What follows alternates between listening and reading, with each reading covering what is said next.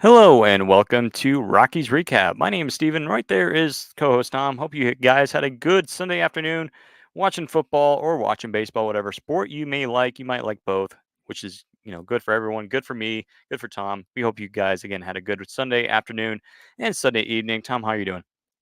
Pretty good, in spite of the fact that the White Sox made history in tying the 62 Mets for the most losses in a single season in Major League Baseball history, and they have 6 more games to officially become the worst team in baseball history. But aside from that, I'm doing pretty good.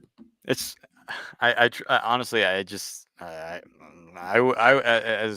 if I was a White Sox fan, I would just like crumble. Honestly, I don't know how you do it. So I need to Well, maybe for Christmas I'll definitely send you out something, on behalf of everyone, here in Colorado, and especially as Rockies fans, and since the co-host, I'll definitely be buying you something. That's for sure. no, it's all good. But the Yeah, just to answer anybody who has never heard me say this, people ask me, "How can you still be a fan of the team?" Well, I'm just holding out for the day that Jerry Reinsdorf is finally out of the picture. yeah, yeah. And then, just for anybody who doesn't know who that is the owner of the Owner of team. the White Sox, yeah, and yeah, we went out to lunch, Mexican restaurant, favorite place, Three Margaritas up in Loveland. If you guys live in Colorado, for those who are listening or watching, if you live in Loveland or in the Loveland area, if you've heard of Three Margaritas, so good, good Mexican restaurant, great food. We went there today. We were talking actually about owners, like we talked about the A situation, and we talked about the White Sox, and it's just like I wish MLB had some sort of thing where people can take action and force them to sell the teams, because it's not good for the sport. But again, we've talked about this before on the show and on the podcast. So, but we're not here to talk about that. We're here to talk about your Colorado Rockies. The Rockies had a good series against the Dodgers despite today's loss. We'll get to that in a second. Game one, it was overall a nice game for the Rockies. It wasn't a blowout. It was a 46 loss to the Dodgers. But really, the talk over the last week and a half, at least, has been Shohei Ohtani, right? Breaking the 50-50 record now is arguably in the he's in the record books, right? And now is arguably the best Dodger player ever, right? And it's only his first year. And you look at the contract, it's just like that is almost unfair, for a lot of other teams, especially in the National League West, that have to play this dude so many times during the season. But it's just like, yeah, Otani, he's still setting up, new records. I feel like every single day he's getting a stolen base every single game. I think in each of these, well, 3 games, I think he had a stolen base. I know he had one today, and I know he had one in game one. And he probably had one in game two, but I'll need to check that. You know what? We'll check that as we move on through the show tonight. But yeah, again, this entire series was dictated by Shohei Otani and the Dodgers. It was just like it was unbelievable. You just cannot stop that guy. He's unstoppable. Best player in baseball. And it's just like, as much as I would like to not think that Otani is good, but he is good. Again, we're Rockies fans. We hate the Dodgers. We hate, we hate each other as fans. But again, it's just, as we point out in our notes, MLB wouldn't be the same without Otani, right? But he's making Dodger MLB history, right?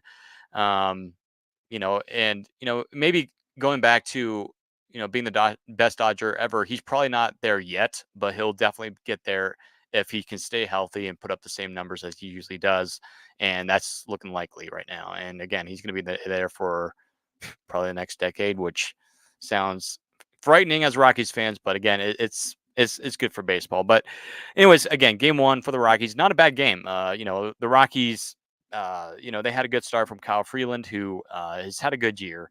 And you feel for Kyle, right? He's a dog on the mound. He's a homegrown guy, loves his Rockies.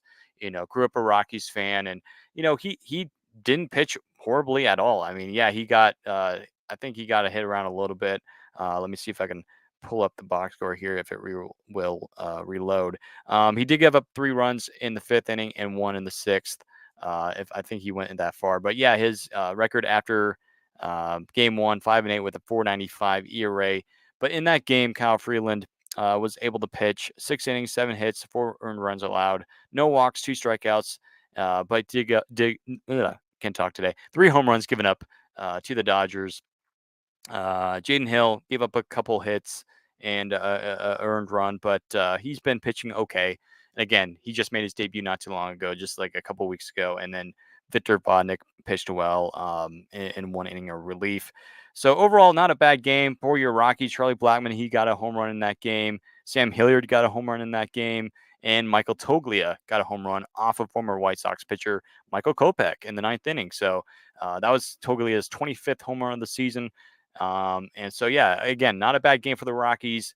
Disappointing when you lose, yes, but still, like, you're playing against arguably one of the best teams in baseball, a team that's probably going to win the division again. I know they're in a little bit of a race against the Padres right now, but it's probably going to go back to the Dodgers.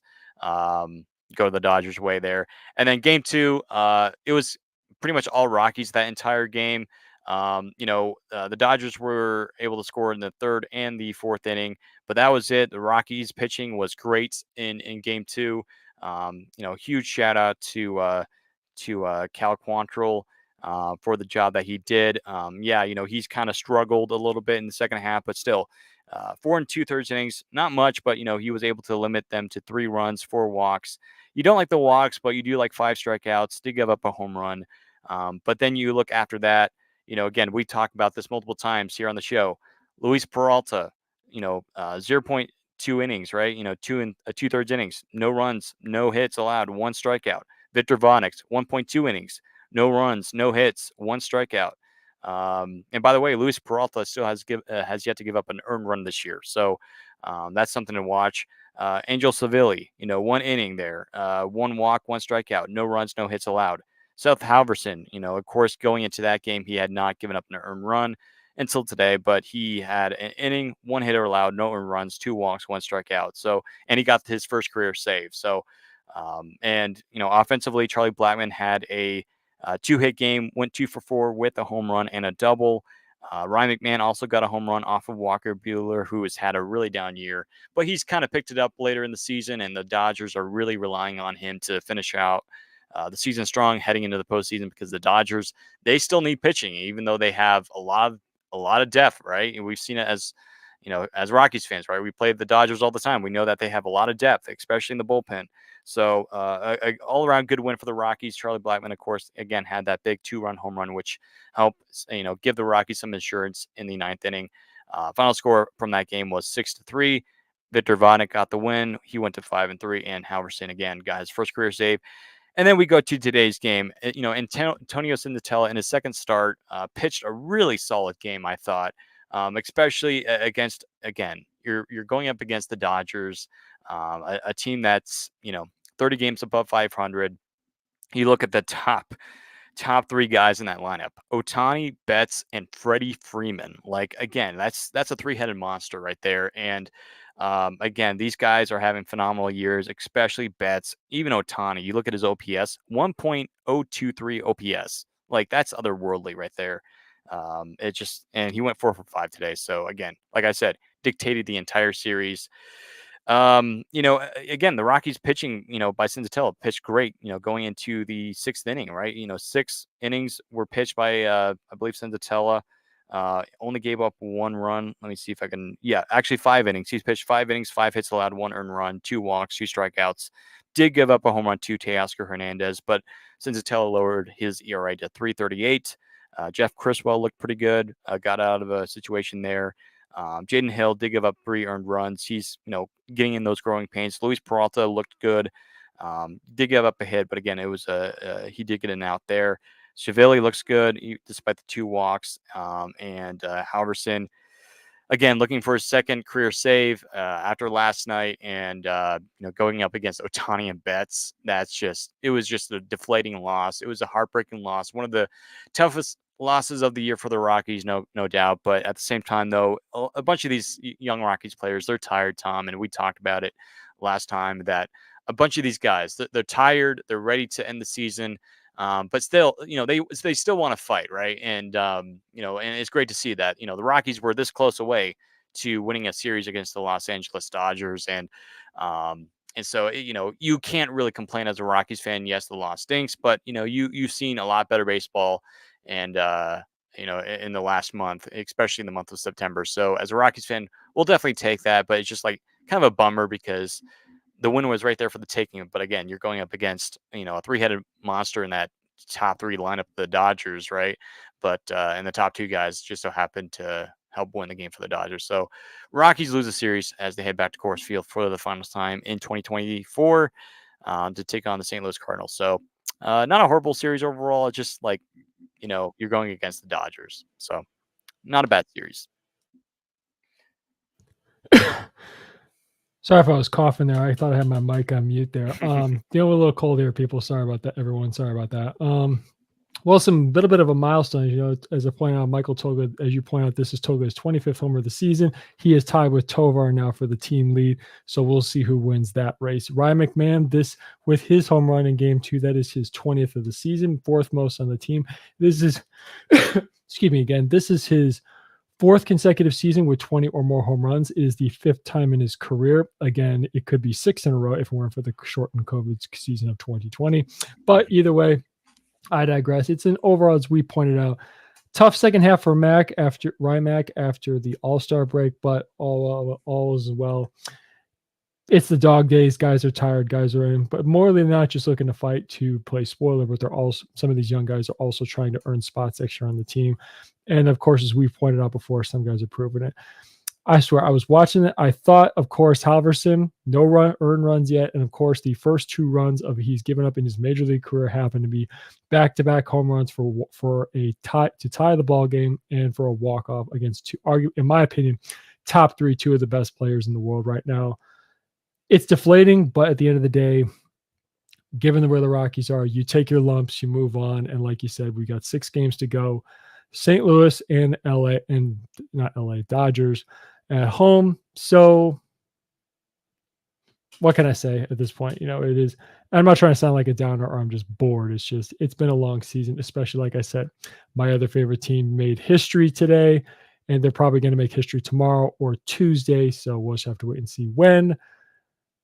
But all in all, for the Rockies, it's been enjoyable. It's been fun. And I think, and I just hope that Hunter Goodman is okay. It didn't look horrible when he got hit in the hand, but we'll have to wait and see. Not sure if Romo is going to get any playing time, but most likely it'll be Stallings catching, if I had to guess, for the last 6 games. And if if Hunter Goodman is okay, we'll just have to wait and see. Yeah. And that's the thing too. Again, I think we briefly touched on it last time, and we've gotten a lot of people, and it's understandable, but we've gotten a lot of people that are like, "Why isn't Bud Black playing Drew Romo?" Well, again, a lot of these guys are tired. Same thing with Jordan Beck. We would be tired too if we were players, right? I get it that a lot of these guys they haven't played a full 162, but even the veterans are tired, right? And they have more experience. They know what to do. But I think a lot of it has been inexperience for Drew Romo, and yes, while we would like to see him play, it's just that you know, we've seen this in the past. I feel like for a lot of Rockies players, not just for Rockies players, but I think for any baseball in general, where you're just ready to finish the year, you're tired, and they just don't play. And it's not because of an injury. And who knows, maybe there is some sort of hidden injury with Drew Romo. But as far as we know, the Rockies they would like to play Romo, but the problem is he's worn out. He's tired because again he played a bunch for the Isotopes. He was their starting catcher for a lot of those games. Of course, now like Willie McIver, he's now the starting catcher for the Isotopes. And by the way, the Topes won today, so that was nice to see them finish the AAA season off strong. But a lot of it has to do with stamina. And again, you're playing a full season, and for a lot of these players, especially for rookies, it can be a lot on your body mentally and physically. And again, Romo's like 23 years old, 22 years old, so let him rest a little bit more. But again, I wouldn't be surprised that if Goodman does end up the year on the IL or just sits out the rest of the year, we're going to see Romo get a couple starts to finish the year. But we shall see. But the Rockies, they're not going to throw Romo in the trash can and say, no, it's just they just want to make sure that he's okay and restful heading into the off season. And so, I'm not upset. There's a part of me that's like, oh man, I would like to see Drew Romo play, but it's understandable if he's just, worn out. Again, it's understandable. It's a 162 game sprint, right? Or I should say marathon. It's not a sprint. It's a marathon, right? You hear all the time, but Romo will be fine. Same thing with Jordan Beck. And I think Nolan Jones. He got I think a knock today, got a couple RBIs, which is good to see. But another guy I want to use for example is Nolan Jones. He looks tired out. Again, he's had a rough year with injuries. You're just really hoping to finish the season healthy and strong, and just trying to finish out the season. You're tired, you're exhausted, and we've seen that so many times this year, especially for a lot of Rockies players. So yeah, again, understandable. I get why people are frustrated, but again, it makes sense. Again, it's not the first time, and it's definitely not the last time we'll see it in baseball or the Rockies. I mean, a lot of teams do it. They do this on purpose. It's sometimes, especially for players that are, or that are going to the postseason. A lot of postseason teams do this, to where they'll sit a guy for a good week or two just to rest him up for the postseason. Well, a lot of pitchers do that. So and I'm sure we'll probably see it over the next week, where we're going to see some players resting a little bit. And so yeah, it is fine. Romo, he's gonna, he's still young. He's right now just kind of being under the mentorship of Jacob Stallings and even Hunter Goodman, who has kind of broken out as a potential Rockies backup catcher, or maybe even catcher of the future here, because there's a lot of eyes turning to Hunter Goodman. But again, hopefully he's okay. So um, yeah. So, don't worry about Drew Romo. He'll be fine. Um, Rockies, again, they're going to be heading home to take on the St. Louis Cardinals for a 3-game series at Coors Field. And over this past week, the St. Louis Cardinals were eliminated from the playoffs. So, no postseason again for the Cardinals. And I believe this is the first time since the 1950s the St. Louis Cardinals have had back-to-back losing seasons. Not a good look on the Cardinals front office, which is a mess right now. And so, and you're probably going to look at Goldschmidt getting moved in the offseason, probably signing him. He'll be a free agent. So obviously the Cardinals will probably, I don't imagining him re-signing with the team. So he'll probably go in free agency or retire. We'll see. But the Cardinals, they're 2 games above 500 heading into the series. Current record is 79 and 77. Did play well against the Guardians in St. Louis, but still, they're not going to make the playoffs. But yeah, so game 1 for the Rockies will be on Tuesday, so not tomorrow. Tomorrow, the Rockies will have the day off tomorrow, so you do not have to worry about watching a game tomorrow. So you can watch Monday Night Football tomorrow. So enjoy your football, Rockies fans. So yeah, Tuesday, 6:40 p.m. start for the Rockies. Ryan Feltner will get the start, who is 3-10 with a 4.73 ERA on the season, with 129 strikeouts. He'll be going up against McGreevy of the St. Louis Cardinals. Let me see if I have a first name here. Michael McGreevy. Okay, so I believe this is his rookie year. He's 24 years of age, and he's only thrown 10 innings, but he has 7 strikeouts with a 0.90 ERA. So we'll see what he does in his first career start at Coors Field. So that will be game one matchup for the Rockies and the Cardinals. For game 2, Austin Gomber, the former Cardinal, will go up against Eric Fetty, former White Sox, who is 8-9 with a 3.38 ERA with 144 strikeouts. And that's for Eric Fetty, by the way. And then for Austin Gomber, he is 5-11 with a 4.67 ERA with 113 strikeouts. So, again, 2 favorable matchups for the Rockies. Again, one guy's a rookie, one guy's a veteran. So we'll see what happens there. And then the series finale against the St. Louis Cardinals will be on Thursday at 1:10 p.m. It is actually going to be MLB TV's free game of the day. So if you have a MLB TV subscription outside of the Colorado area, you'll be able to watch that game. But unfortunately, since I live in Colorado, and I'm sure a lot of Rockies fans do too, unfortunately, that game will probably be blacked out. MLB, please fix that, please. Game 3 starter for the Rockies will be Kyle Freeland. He'll be going up against Cal Gibson of the St. Louis Cardinals. Gibson is 8-8 with a 4.13 ERA with 146 strikeouts, while Kyle Freeland is 5-8 with a 4.95 ERA with 81 strikeouts. So that is your pitching matchups for the Rockies and St. Louis Cardinals series. And heading into the series, kind of same way, what we talked about with the Dodgers series, while the Cardinals are not making the playoffs this year, they still have a decent lineup who have, some pretty bright young players, right? Jordan Walker, Mason Wynn, with his good arm at shortstop. A lot of people have some comparisons between Mason Wynn and Ezekiel Tovar. I think there's a little bit more upside with Tovar, but they have some exciting players on that team. Not to mention some veteran guys, including Nolan Arenado, who will be coming back to Coors Field. once again in this series. Again, Cardinals are out of the playoffs, so they will not be in October. Again, like we talked about with the Dodger series, play good baseball. Again, the Rockies don't have to play spoiler here, but it just finish the season off strong. And again, if the Rockies want to avoid 100 losses, they should probably try to win at least 2 in this series, and so that they have a chance to get 1 against the Dodgers. But hey, if they sweep the Cardinals, the Rockies will avoid a 100 loss season, which they haven't done since 2022. Where last year the Rockies they finished with a 59 and 103 loss season, so the Rockies won't have to worry about having 103 losses. But 100 losses is still on the table. But if the Rockies want to finish off strong and avoid that, they're going to have to win. So there's 6 games left. They're going to have to win 3 out of 6, so half of those games. So it's going to be close. But overall, again, try to finish the season off strong and try to get 2 to 3 wins under your belt here against two opponents that can be a very tough, especially the Dodgers, especially at Coors Field with all those Dodger fans at Coors Field. That's not going to be fun. So, Tom, what you're looking at as we head into the series against St. Louis? Well, they are disappointing as they have been a disappointing season overall. It is kind of excuse me, sad to see that even though Nolan has played on 2 different teams, his only playoff victory has come with the Rockies.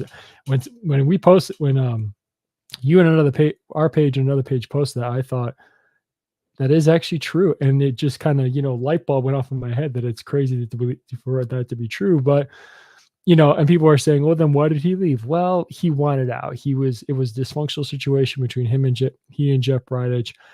He, of course, negotiated his way out. I don't blame him, not leaving our team, but just getting out of the dysfunction that was our front office. Hopefully that is a little much more cleaned up than it was previously. So, but altogether, the one way you can look at this season is you've already surpassed your win total from last year. Now, maybe who knows? We get a sweep. We end up with then what in this series we'll end up with less than 100 losses for the season. So why not go for it? So heck, it's crazier things have happened. Who knows? The one thing that would just blow my mind is if we won 5 out of the last 6 games, we end up with 65 wins for the season. That would just. But and people are looking at me probably crazy, going, "Tom, are you nuts?" And I said, "Hey, miracles have happened too." That's my reply to you. Yeah, there you go. Yeah, and we do want to answer this question here on Instagram from Alec. Thank you, Alec, for commenting. Got to celebrate Chuck for these last few games. I mean, we don't know. This could be it for Charlie. This might not be it. But I imagine, like, again, he's going to be turning age 39. Tom and I talked about this briefly before we started. It's just like, do you really want to bring him back? I know he's a Rockies fan favorite, but it's just like you really don't. There's no reason why to bring him back. I'm sorry, but it's just like he should just retire, and like the Rockies can honor his number next year, retire it next year. That's what I want. And no ill will toward Charlie. Again, we love Charlie Blackman, but for the better of the team, he needs to retire. And let the Mm, younger kids have their opportunities so that Jordan Beck can play, so that Zach Veen can play, right? mm, Because if and Charlie Blackman, I understand people say, well, he can play DH. Well, there was an article that came out today, mm, and again, you can check it out by Thomas Harding on MLB.com at the Rockies website. But it sounds like, and I know a lot of people will hate this, but it sounds like Chris Bryant will be returning next year, and that Chris Bryant will most likely be a DH only player. And as much as Tom and I would both agree that we would like to see potentially both players gone, just because we need to see more youth in this movement, and plus Bryant, his contract has not fared well with the Colorado Rockies, right? And we all know that. We talked about it before. But if you're the Rockies, or if I'm the Rockies, I would probably let both of them go. But at the same time, though, if you're not going to let both of them go, you have to let one go, whether it's Blackman or Chris Bryant. And in this case, since Blackman's already at that point of like, hey, you're going to be turning 39 next year. You're 38 years old. Your performance is not horrible. I mean, again, he was huge in this Dodgers series, right, with those 2 home runs. But still, like he's played right field, a little bit this year. Not much, but a little bit.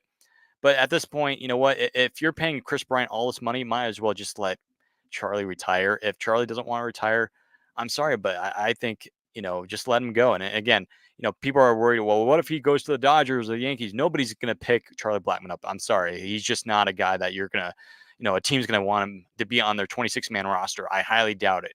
So at this point, just say thank you, Charlie, for what you've done. You've been an incredible piece of this Rockies team for several years, helped us get to the playoffs in 2017, 2018. But, we thank you, Charlie, but it's time to move on. And I think that's the way the Rockies should go. And honestly, I think it's the best for Charlie too. Again, wrap it up. You've had a great career. I mean, you're not going to be a Hall of Fame player, but you're going to be in the Hall of, I think, very good.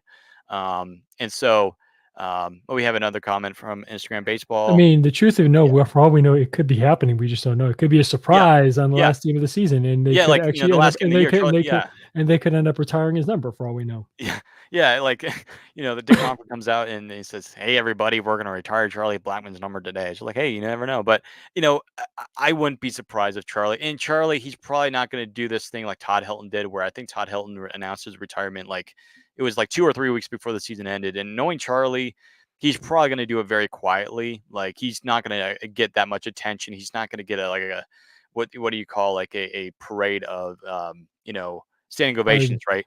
And a so he's or yeah. like a ticker tape parade. Yeah, He yeah, doesn't want. right. He doesn't want that. He doesn't want. He's not that kind of guy. Right, exactly. And he's not that sort of person. And Charlie's more of a guy that's like, hey, I'm gonna go fishing tomorrow. So might as well I'll just announce my retirement here. So he's very much and he has some similarities to Charlie Blackmon, but yeah, so it just at this point, for the better of the team, it's Isaac, he says on Instagram, I agree with him. The truth hurts, but it has to be what's best. And 100%, it's for the best. And we have another comment from Baseball Leitner, if I pronounce that correctly. He says, "Love you guys." Well, we love you too, Baseball. Thank you for your comment, and thank you for your love. But yeah, it's just, again, as Rockies fans, we love Charlie. We've said this before, but this is for the best for him to retire, enjoy his retirement. And again, one player that kind of reminds me of Charlie Blackmon. I know this is not baseball, but they both have pretty fantastic beard or facial hair, and that's Jason Kelsey, right? And a lot of people thought that Jason Kelsey was going to play a couple more years in the NFL, right? But he decided to hang it up. And and I think a lot of it had to do with family reasons, and he felt like it was time for him because again, his body performance wasn't doing well. He's talked about on his podcast how his body is just like it was not up to the level where it should be in the NFL because as you know in the NFL you're gonking heads all the time and you're running into people and you're having to block all that and you lose a lot of energy. You lose stamina. And so it's just I think I see a lot of similarities there where yeah, I mean Charlie, he could probably play another year or two, maybe 3 more years, but at this point it might as well just like let him retire or just like cut him loose. It's for the best of the team. And again, and a lot of people are like, well, what if he goes to again the Rockies, they're going to retire his number. It's going to happen. Like, there's no way the Rockies are like, no. Number 19 is going to be retired. It will happen. And, he's going to be forever Rocky. And another player I'll shout out is Joey Votto.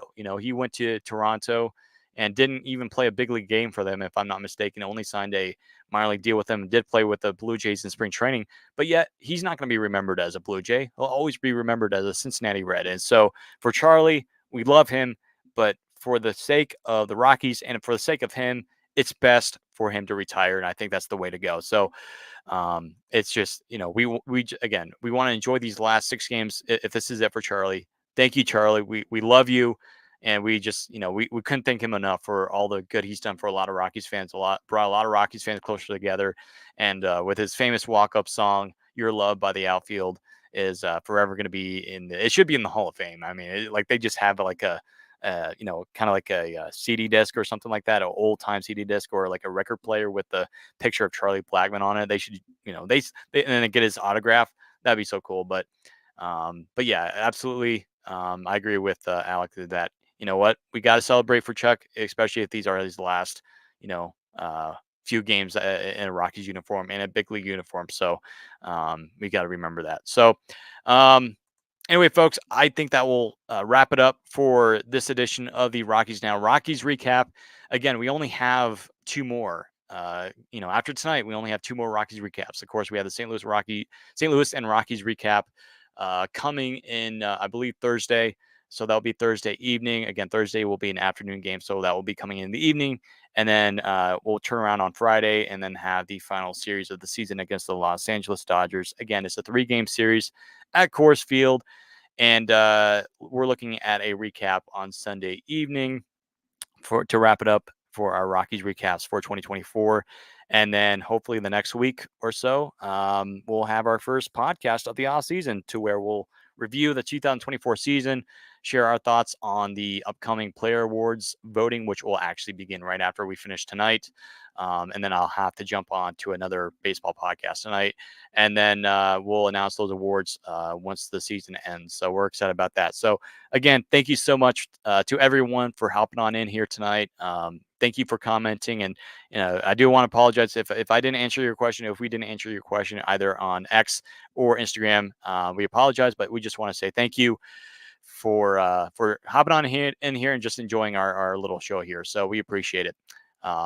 On behalf of Tom and me, thank you for watching. And as always,